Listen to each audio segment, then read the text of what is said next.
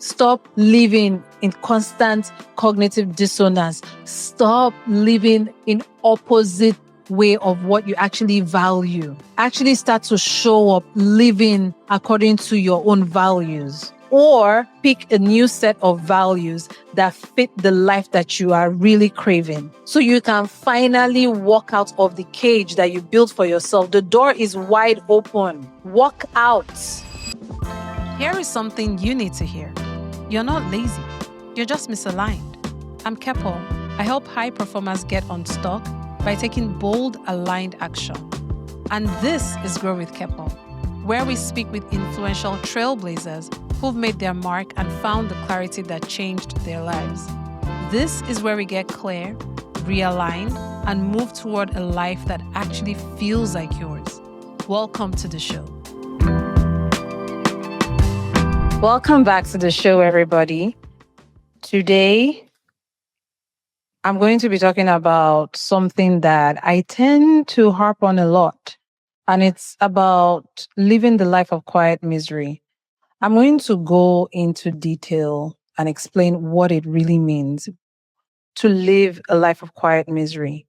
So you can see if you identify yourself in any of these things, so that we can finally be honest with ourselves and just admit it that maybe, just maybe, you are living a life of quiet misery and your brain is coming up with all kinds of ways to justify it.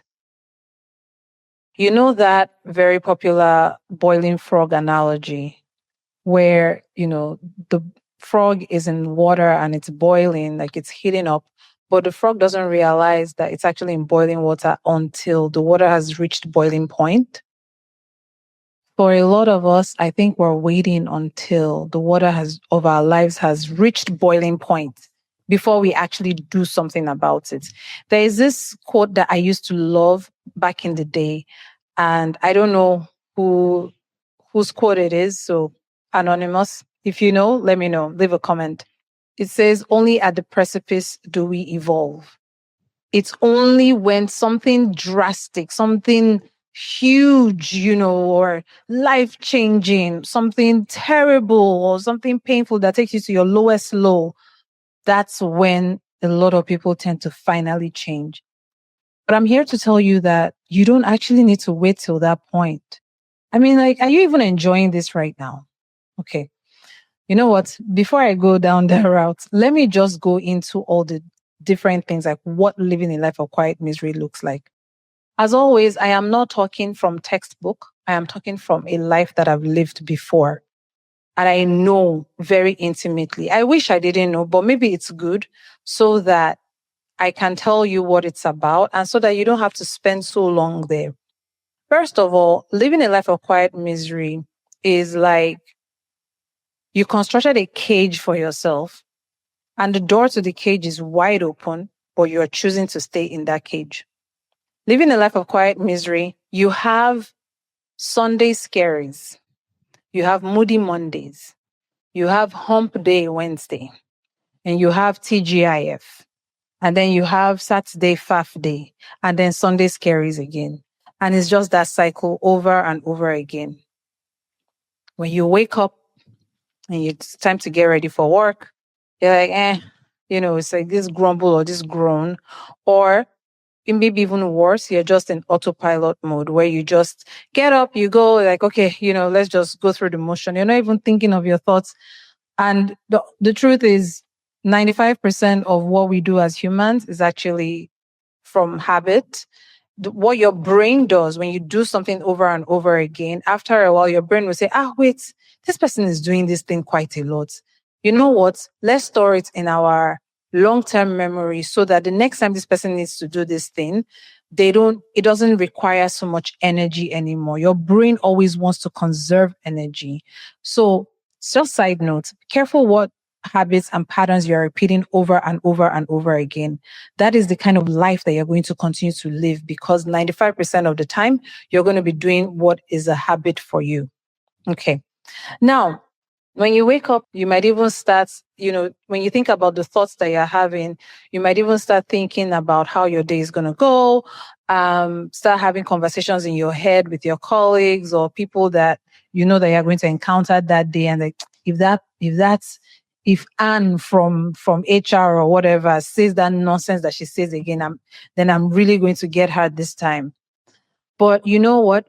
Before I even go to all of that, when you're living a life of quiet misery, when you wake up first thing in the morning, you just reach for your phone and then you scroll. There is no room to actually think about, oh, what do I want to do for today? And what kind of person do I want to show up as today? What is my intention for today? There's no room for that when you're living a life of quiet misery. You just get up and you scroll. Sometimes you will actually do some healthy morning routine things, right? But you're not really consistent. You don't even know how you're going to show up the next day when you go to bed. It's just whatever side you wake up on, that day is kind of what determines how you're going to show up that day. So you wake up and you grab your phone and immediately you are just in other people's worlds or you open up your world for other people to come in. When you wake up in the morning, how many of you will actually open up your door and let all your friends and family just come into your room? Like literally, you have not even done anything. You still have morning breath. Yeah, I know you do. We all have it. Ha ha. Oh, but there is this mouthwash called Closys, Closys on Amazon. I don't know where you are, where you're listening from, but I noticed that when you use it at night, when you wake up in the morning, you don't have that much morning breath. Okay. All right. This is not sponsored or anything, just free tip for you right there. Okay. So you wake up and you just let all these things into your world, into your head that is already full of all the miseries that you are dreading for the rest of the day. You now compile it with other people's agendas and other people's things, useless memes, funny videos. Yes, some of them are truly entertaining. You go to the comment section, blah, blah, blah. Before you know it, oops, it's time to get ready for work. That is just what a typical morning looks like. Now, I'm going to break it down to you. How do I put it? The characteristics of a life of quiet misery.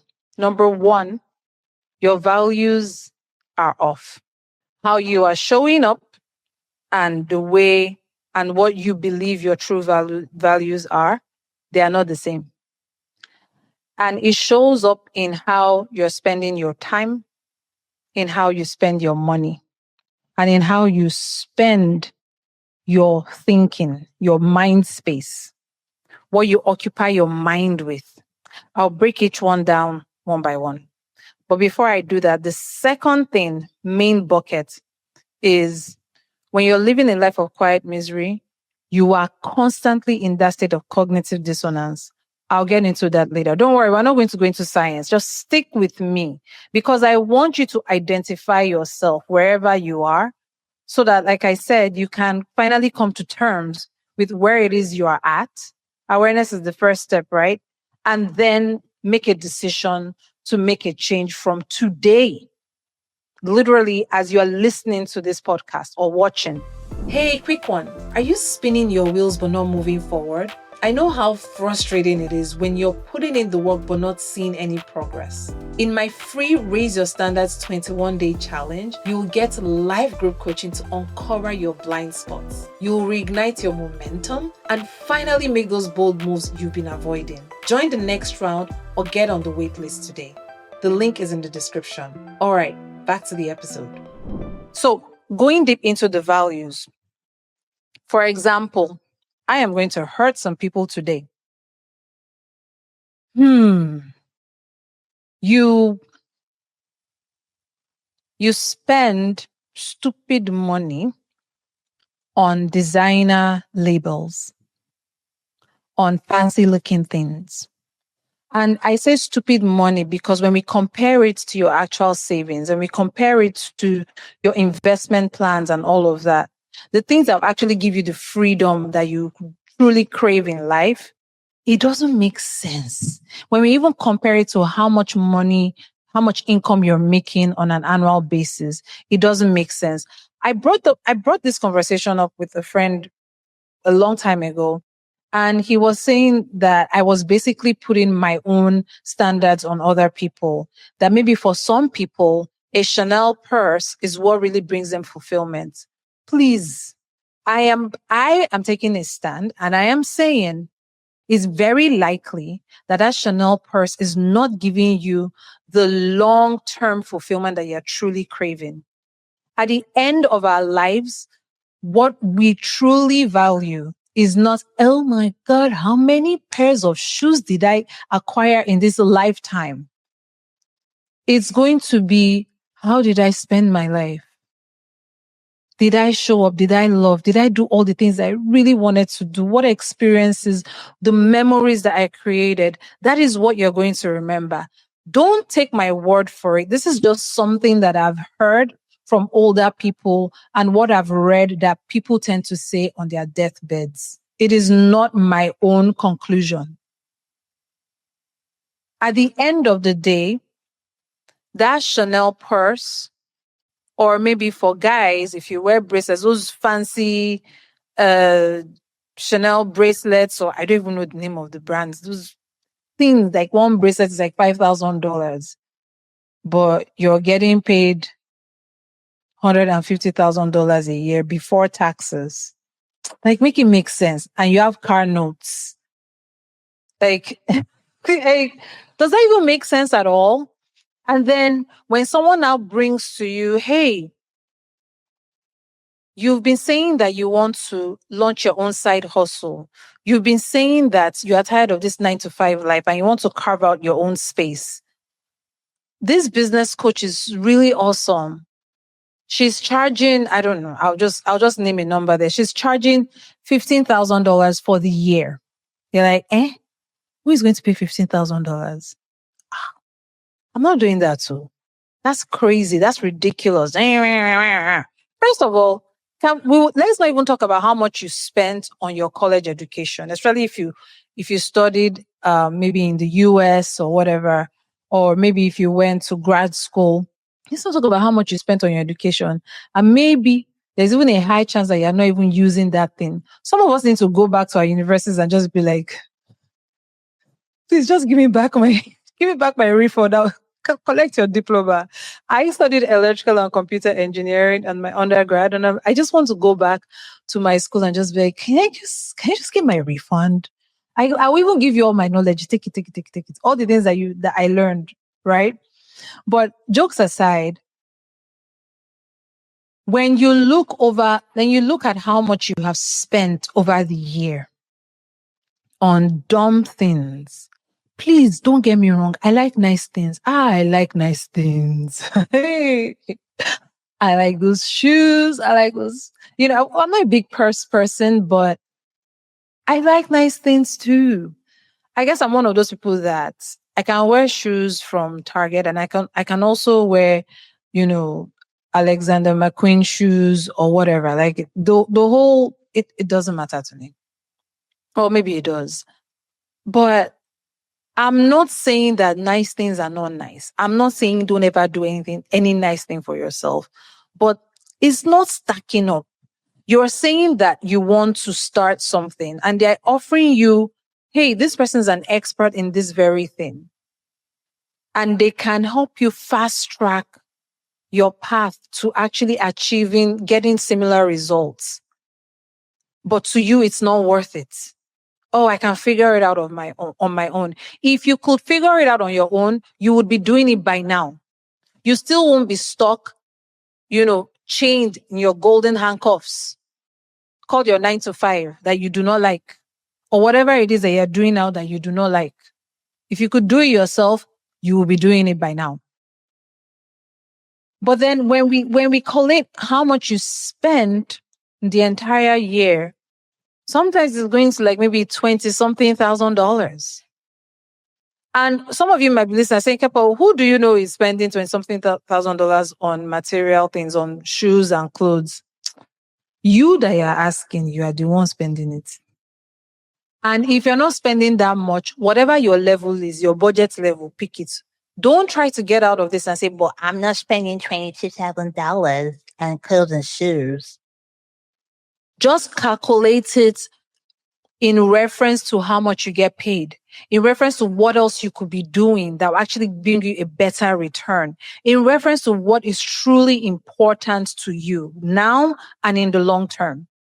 That's what I miss. That's what I mean by your values are off in terms of what you're spending money on. You will spend $5,000 on a vacation, but you want to lose weight badly and actually fix your physical health, like big time. And you know that this body that you have is your single vessel on this planet, and you actually need it to get things done. When you feel better, when you look good, you feel good, you're healthy and all of that, and you can show up better for yourself.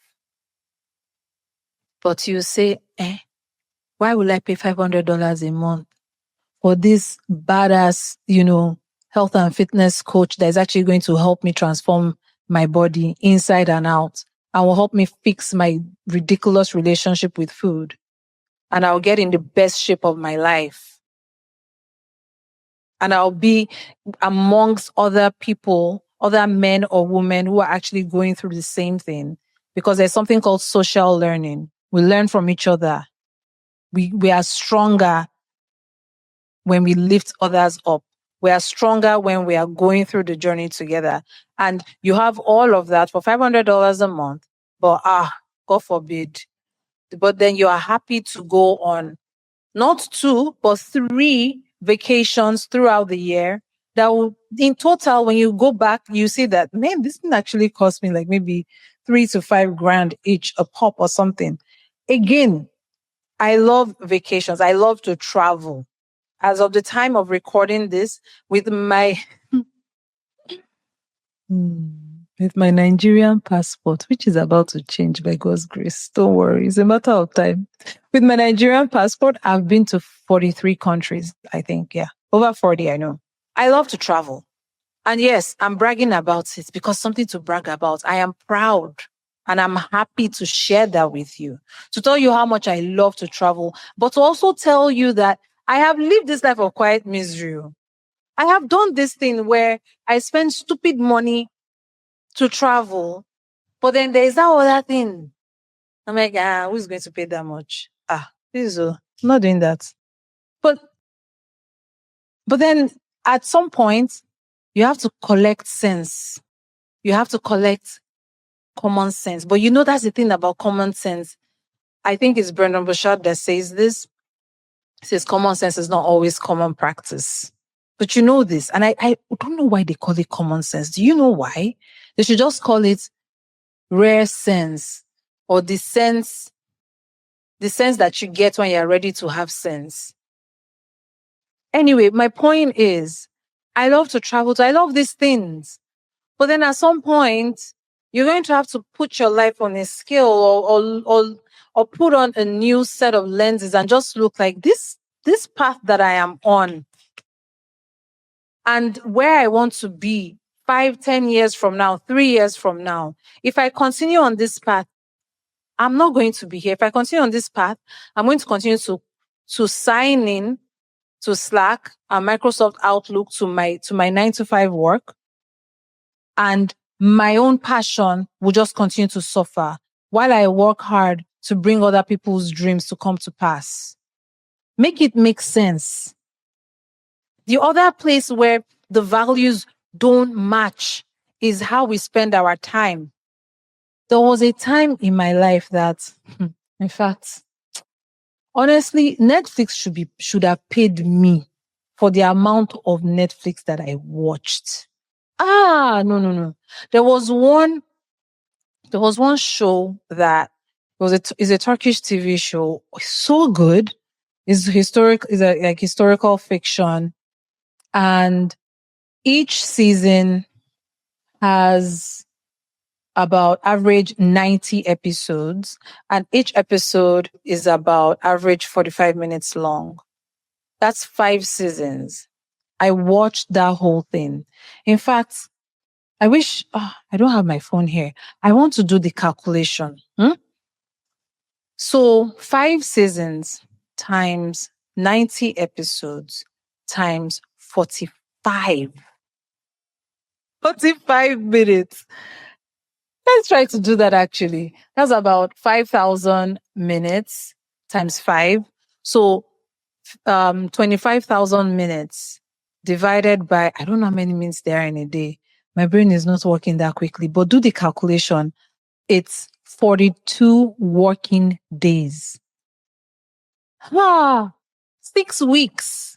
Imagine if you, apart from maybe a few weeks of vacation, because I do believe in resting and recharging, I imagine if I had 6 weeks to just work on, to just go home on something that I really am passionate about and to give it my all, the way I gave that show my all, because I gave it my full faculty. Whenever I was watching that show, I wasn't scrolling on my phone. I was focused.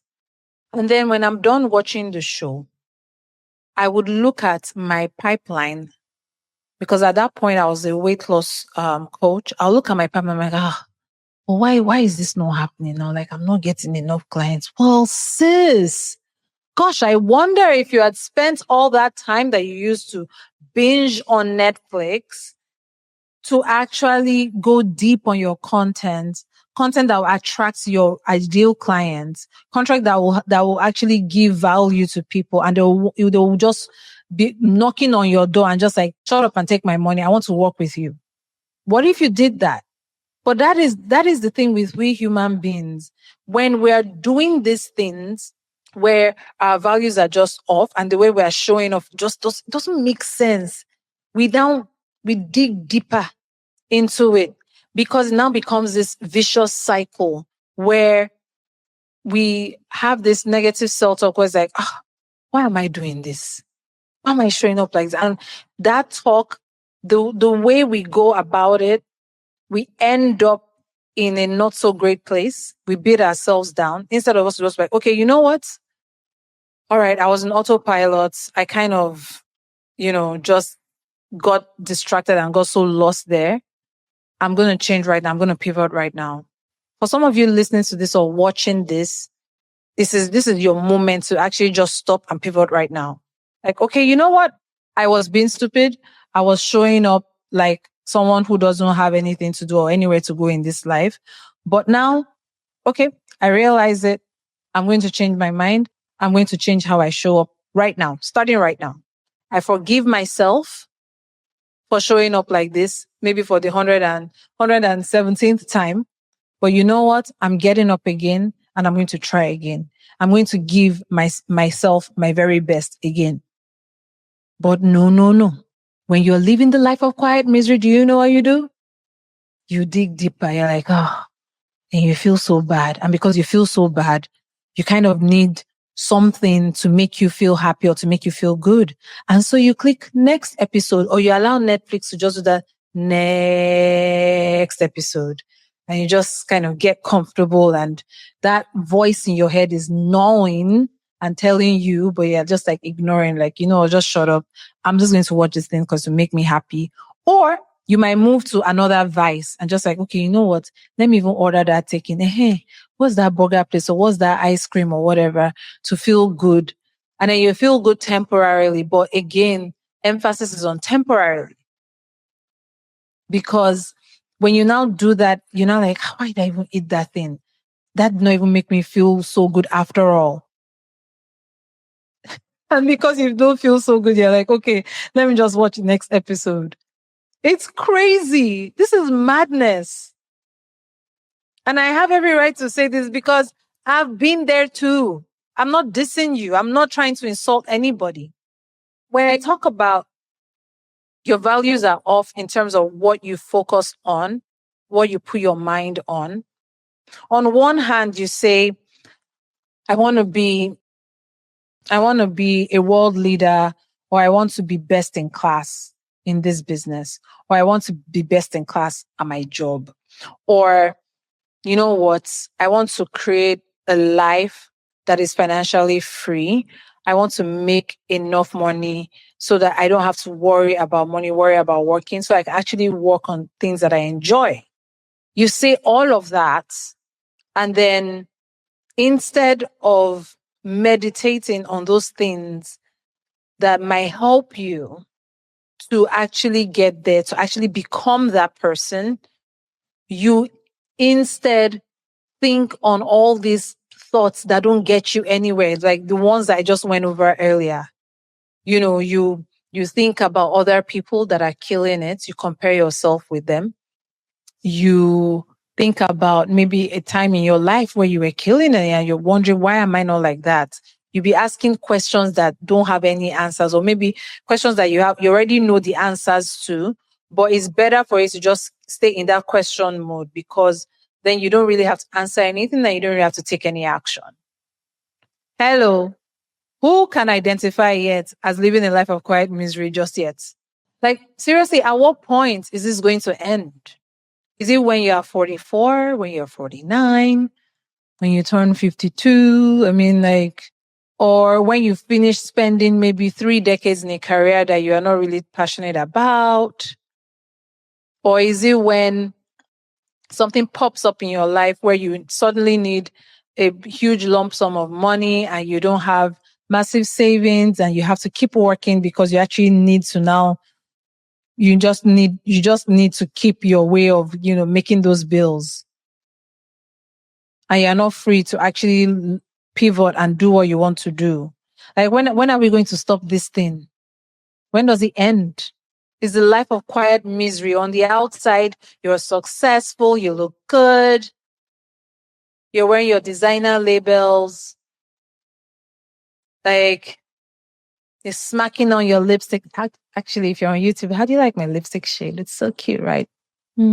Okay. Anyways, so, you're looking good, but deep down, there's like in your head, there's like all these, things, these projects that you never got to, or you started them and you just never, saw them through. I did these things, projects that I will start and not finish. I'm a great starter, poor finisher. And that is why I'm walking my own journey right in front of you with this podcast. And I'm going to prove to my future self and to even my current self now that, Kepo, you have the ability to follow through. You have the ability to finish things, of which I don't plan on finishing, quote unquote, this podcast. It's going to go on and on and on. No, okay. I shouldn't sing that because I don't know if YouTube will flag that as copyright music. Anyway, so you're living the life of quiet misery and you're in it, and it's time to get out. Please do not wait to listen to yet another episode talking about this, because I will continue until you guys start to comment on this and I say, Kepo, I took action on this. I've stopped doing this. Enough. Let's just be done with it already. The other thing that I said is a sign that you're living a life of quiet misery is what they call cognitive dissonance. You've probably heard this term thrown around. This is really when your behavior and your actions, they are really not matching your identity, like who you think you are, or your thoughts and the way you're showing up is not really matching what you think it should be in that maybe particular environment or situation you're in. And so when that happens, you will change the way you think about the situation so that you can resolve that dissonance. Because as human beings, we are not comfortable with that mismatch. Somehow, either your behavior needs to change or the way you think needs to change. The former is very hard to do. That is why we are talking about this thing on this podcast today. So instead of changing your behavior, you change the way you think about it. It might go something like, but today or this week I've just been very tired, or, we had visitors over the weekend, so I'm just recovering from it, so that's why I didn't, post my content on social media, for example. Or let's say, for example, you are tired of your 9 to 5 and you've been saying that, you know what, yeah, you know you want to start something on your own, but you're not quite sure what it is yet. And so this coming month is your month to make that decision, because you're going to do a bunch of research, you're going to ask people questions, do some networking, all of that. And so the month is here. We are, maybe it's the 12th day of the month, and you realize, I've just been binging on Netflix. I've just been talking on the phone, going into comment section on Facebook and Instagram and laughing and just wondering, where did my day go? Okay, but it's been very stressful. So to justify not doing what you said you would do and to continue to justify your current behavior, you will now say something to yourself like, but it's been a very stressful week at work. And please, at some point, I just have to come home and veg. Or you might say something like, well, it's only 12 days. I still have 19 days left in the month. Or you might say something like, well, the last time when I needed to make a switch or something, it took me only 5 days anyway. So maybe I don't even need the whole month to do it. Do you see how like you're changing your perception of things, or you're changing your expectation of how things should go, just so that you can justify that behavior? But and when you justify it, then your brain yourself is at peace, because you've brought behavior and thoughts into one. You've aligned them, but you know that they are not aligned. But that's how the brain works. That is how our brains work. You're experiencing cognitive dissonance. You are not showing up the way you think you show up, or you see yourself as a go-getter. You see yourself as someone who actually gets things done. You see yourself as a very savvy businessman or woman, but you're still in this paycheck life, collecting salary, giving your W-2 or T4 or whatever tax document it is in your country. And then you now tell yourself that, but didn't this person start their own business at 40 and look at them now at 43, they are thriving. I still have time. Or you might say something like, well, at least I'm working now, so I'm saving up so that I can quit my job and then start my business. But you know that that's not what you really want to do. You know that even if you saved up all the money in this world, you have this sense that you need to know that you have recurring income before you can feel good enough to actually quit. So, really, you all, when are you going to wake up? Let me give you a suggestion. Now will be a good time to do it. As the saying goes, the best time to start was yesterday. The next best time is now. Stop living in constant cognitive dissonance. Stop living in opposite way of what you actually value.